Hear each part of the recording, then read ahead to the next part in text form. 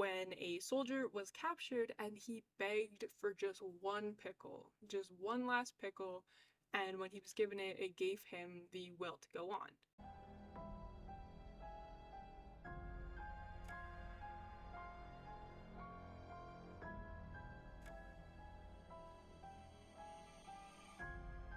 Well, hey, howdy, hi. Welcome back to my channel. Thank you so much for stopping by to join me. My name is Ellie, and I'm a witch. And this over here is my teaching assistant, Andy. And today is Monday, and on my channel that means it is Misheard History. And today's history topic is Christmas traditions around the world. So this is going to be a really fun one. I did only pick a few countries. I think I have like 4 pages of notes, so it's not a lot, but I picked ones that I thought were a little bit interesting, but I also didn't want to get them wrong. I am American, I assume that is obvious, and as much as I do have Greek heritage, I do have German heritage, and I do have German family, but it doesn't mean I know everything, and I don't want to say something completely wrong, so I did as much research as I could, but if you have any Christmas traditions that you want to share, please drop them down in the in the comment section down below. I want to hear how you guys celebrate Christmas, what different things you guys do, because I'm going to be talking about one that my family does that if a lot of people think is weird, and honestly I thought it was weird until my family started doing it. So I want to know so badly what all of you do for Christmas. What are your Christmas traditions and all that fun stuff? So I normally say the true crime stuff, but I'm going to skip that. I'm so excited today. So yeah, let's jump into the video. But to start, Christmas traditions around the world, there are hundreds of unique ways to celebrate Christmas, and I am touching on very few of them. But I think that these ones are very interesting, and I'm gonna delve a little bit into the history. Some of them don't have specified history, and it's kind of hard to figure things out, especially whenever the world was Christianized. The Christmas traditions around the world kind of lost a little bit of themselves because Christmas is not rooted in Christianity, it is rooted in paganism, which I will actually be talking about when I talk about the history of Christmas, I believe next week. Super excited about that. Maybe on Christmas Day I'll be talking about it. Either way, I'm going to talk about it eventually.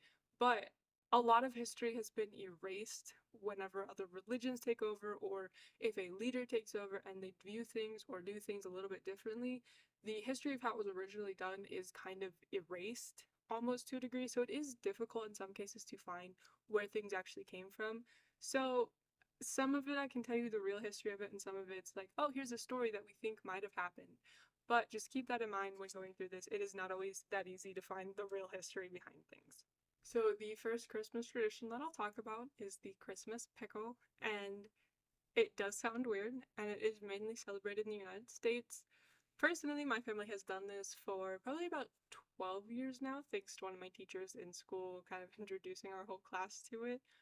But it's just kind of proof that not all Christmas traditions are rooted in some long-standing history. It's not always passed down from generations. Sometimes it's just a stupid fun thing that just ends up sticking, and that really is what this tradition kind of evolved from. So the whole thing is that you have a glass or plastic kind of pickle ornament, and either a family member or Santa Claus, depending on age and how your family practices, will hide this pickle in the Christmas tree. And then on Christmas morning, the anybody who's participating, generally children in this search, you will look through the Christmas tree, and whoever finds this pickle ornament first either gets to open a present first or gets an extra present. So the actual origins of the story are entirely unknown. We obviously have theories. One is that this originated in the American Civil War when a soldier was captured and he begged for just one pickle, just one last pickle, and when he was given it, it gave him the will to go on. Another story is that it came when St. Nicholas saved a couple of boys from a pickle barrel. I don't particularly understand why that correlates to Christmas or anything, but there's that.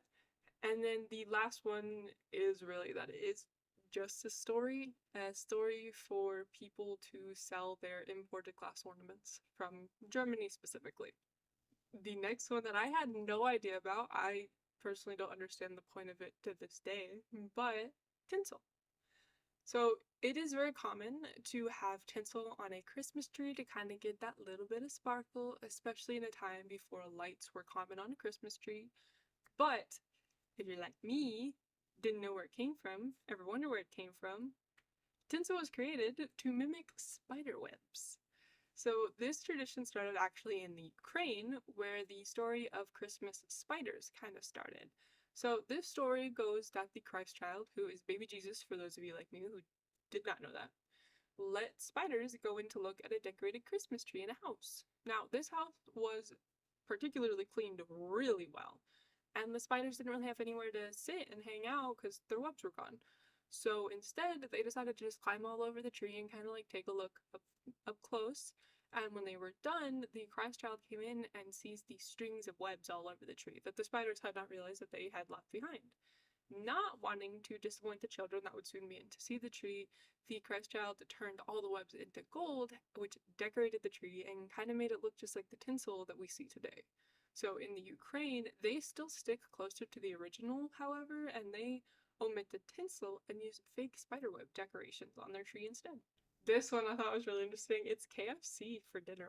So Japan does Christmas a little bit different than we are used to today, especially in the United States. So for Japan, Christmas is not a religious fair. It's not tied to any kind of religion, but it's instead a time for the Japanese to indulge in kind of more of the Western holiday while making it distinctly theirs. So instead of the roast dinner, the Japanese citizens reach for Kentucky Fried Chicken or KFC. This is a very popular Christmas or Christmas Eve dinner due to a successful marketing campaign years ago that prompted Kentucky for Christmas or KFC. So this is Las Posadas. Mexico celebrates Christmas over 9 nights. The celebration is specifically about the supposed trip that Joseph and Mary took from Nazareth to Bethlehem in order to find a safe place for the birth of Jesus. Posadas comes from the Spanish word for lodgings, so houses, or posadas, are decorated with evergreens, moss, paper lanterns, and in this tradition, children perform the procession. They go through the streets, going door to door with friends and neighbors, singing songs about Mary and Joseph asking for a room. But the children are turned away and told there's no extra rooms, and they move on to the next home. Eventually, they are granted entrance to a home, and at that point, they all say their prayers, eat food, play games, and set off fireworks. Each Posadas means a new party, and this parade happens every night from the 16th to the 24th, and then the night of the 24th, the children arrive at the final Posadas. At this point, the baby Jesus is put in a manger, and then all the families make their way to the midnight church service, and then after the service, it is Christmas Day, so that means that they set off fireworks to kind of celebrate the start of Christmas. And while they do celebrate Christmas, Christmas Eve, or Noche Buena, is considered the day for family and is the more important day. So now we're going to go ahead and head over to Poland, where we're going to be talking about the 12 dishes and the 12 disciples. So Poland actually celebrates on Christmas Eve, and Poland is largely Catholic, so for them it's Christmas Eve or Vigila. It's the important day. Traditionally, it is a day of fasting, and meat is not allowed in any form. You're not allowed to eat it. So this fasting lasts until the first star is spotted in the sky, and this is to represent the star that the wise men were said to have followed to find baby Jesus. So for dinner, they have 12 dishes. These 12 dishes represent the luck that will come in the next 12 months, or the 12 dishes to represent the 12 disciples of Jesus. Lithuania and Ukraine also hold similar traditions, but for them they also add a plate and a chair, or plural, for deceased loved ones that are able to join them for this holiday. Mumming is our next tradition, and this is a tradition in Newfoundland, and this is the practice of mumming or jannying, and it's very common through the small towns rather than in the large cities. But for this tradition, one would dress up in some bold clothing. You're going to disguise yourself and disguise your face, and you're going to talk and sing in kind of like a fake voice. Now, these mummers go from house to house, and they're going to sing and dance for the residents, who would then invite them inside and have some Christmas cake and a cup of yummy cider or hot chocolate or something similar. And then they move on to the next house. Now, in some practices, if the person who answered the door cannot identify the mummer, they have to join in the fun and go door to door too. This is actually not 100% a between these kind of days. Sometimes it is practiced over the 12 days of Christmas. Some people only partake during the 12 days of Christmas, and then some people only partake the 26th through January 6th. I just labeled this one Donald Duck, so that's what I'm gonna go with. So, in Sweden, it is a tradition to gather around the TV to watch Donald Duck. On Christmas Day at 3 p.m., everyone gathers around their TVs to watch an hour-long special called Donald Duck and His Friends Wish You a Merry Christmas. This special actually originally aired in 1958, and this tradition comes from a time when televisions were a new thing in Sweden, getting only one or two channels, one of which played Disney cartoons on Christmas. To this day, actually, about 40% of the population still tune in to watch the special Christmas episode every year. This one I love and I wish that we would start doing, and it is a book exchange in Iceland. So for Christmas, Iceland celebrates through the gifting of books. So once you receive your book or books, you spend the rest of your day cozied up reading it, and this tradition is actually the reason that Iceland sells the most books per capita than any other country. Most of their sales taking place between September and November. And of course, I couldn't leave out my ancient history, little love and heart. We're going to be talking about fruitcakes and tombs. So, fruitcake has a long history, and it doesn't actually come from a civilization that celebrated Christmas. So, ancient Egypt did not celebrate Christmas, but they did enjoy fruitcakes. So, they made these cakes to be absolutely delicious. And because they lasted a long time, they were placed in the tomb of royalty to be enjoyed in the afterlife. You also had the ancient Romans who enjoyed something similar. So they had cakes called satura made from barley, pomegranate, nuts, raisins, and honeyed wine. So the soldiers would eat them and it would keep them fueled during long marches just because of how dense and sweet it is. And then the European Crusaders also carried a type of fruit cake, but this one was made from bread, honey, spices, dried fruit, and mead, and this kind of sustained them on their month-long journeys. During the 1400s, the Catholic Church, however, placed a ban on using butter in cakes during the Advent, since it was a time of fasting, and these fruitcakes were considered sinful because of how excessively sweet and indulgent they were. So this meant that the German soldiers were then carrying Stollen, a German kind of fruitcake, but it was only made with flour, oil, yeast, and water. It was very bland, but it still did its job, which was kind of the whole point. However, this ban caused a Saxon prince to send a plea to the Pope asking that the ban be lifted so his family specifically could indulge in the delicious cake. The Pope ended up granting the wish, but not without adding a tax to any butter sales, which just made fruitcake accessible only to the wealthy. Eventually, the English aristocracy began the practice of gift giving to carolers around the Christmas time, and some of these gifts were fruitcake, which placed the eating of fruitcake a Christmas tradition from then on.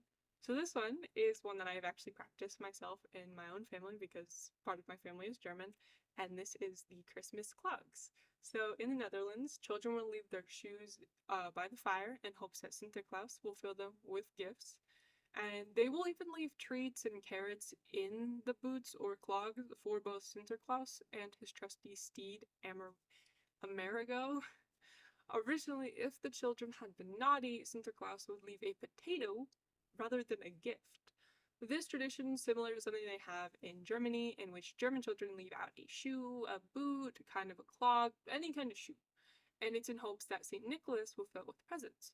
Both traditions, while still being celebrated in their respective countries, is believed to be the inspiration for the stockings that are hung up with care in America. So yeah, that's all I have for you today. I wanted an excuse to show off how cute, look at that, look how cute that is. It's for all of us, me and my fiance, both of our cats, and then of course Andy has to have his own little stocking. How cute is that? Come Christmas Eve, I'm actually gonna put stuff in them. So if you watch my Kilmas towards the night before Christmas, you'll be able to see them filled with probably candy canes and just other little items. But yeah, so that's where that came from, in case you're ever curious. But yeah, this is a lot of fun. I think that Christmas traditions are fascinating. And I wish that more were in America because I want to celebrate some of these that are just cool, like the mumming. And I'm going to be talking about it in the actual Christmas, the history of Christmas, where I'm talk about Mary Lloyd, and that is the rhyming horse. that's gonna be exciting. But I just think it's really interesting, kind of like the history of where Christmas came from and to kind of see where it ended up. Just because we have a very, honestly, kind of a plain version of Christmas. Like, we're not pagan anymore. And it's a lot less fun. I'm just saying. But however you celebrate Christmas, I would love to know if I could speak. If you have any Christmas traditions, please put them down in the comments down below. I would love to see how your country or how your family celebrates Christmas. Maybe next year I'll do another one of these where I take all of your guys' Christmas traditions and I kind of do it with those instead. But that's all I have for you today. Next week, I'm going to be talking about the history of Santa Claus and all of his iterations, and I'm going to be talking about the week after that. On Christmas Day, I'll be talking about the history of Christmas. So if you're interested in that, definitely tune in. Tomorrow, I'm going to be talking about a true crime case. I don't remember off the top of my head which one it is, but I have some fun ones coming up. And of course, I have the 12 Days of Kilmas coming up, where I have 3 that are kind of history related. I'm going to be reading Twas the Night Before Christmas. I'm going to do a couple of other story readings, specifically Christmas centered. I'm going to be talking about the creatures of Christmas, and then I have, I believe, 9 episodes that are Christmas related murders. So yeah, if you're interested in that, definitely check that out. And of course, I still have my cryptid stuff coming out on Sundays. But I hope to see you around for the rest of these videos. Have a great rest of your day. Bye.